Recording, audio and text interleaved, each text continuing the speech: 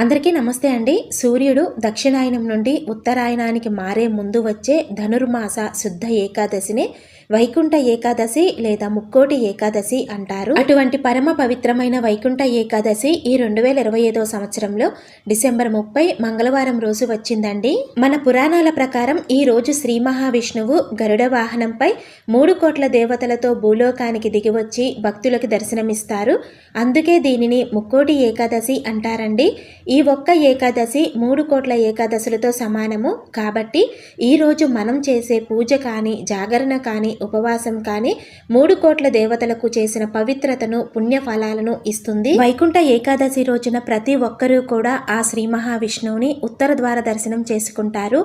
ఈ రోజున శ్రీ మహావిష్ణువుని వైకుంఠ ద్వార దర్శనం చేసుకోవటం వలన సకల పాపాలు తొలగిపోతాయని, పుణ్యం ప్రాప్తిస్తుందని చెప్తారు. ఈ వీడియో నచ్చితే కనుక లైక్ చేయండి, షేర్ చేయండి. ఇలాంటి మరిన్ని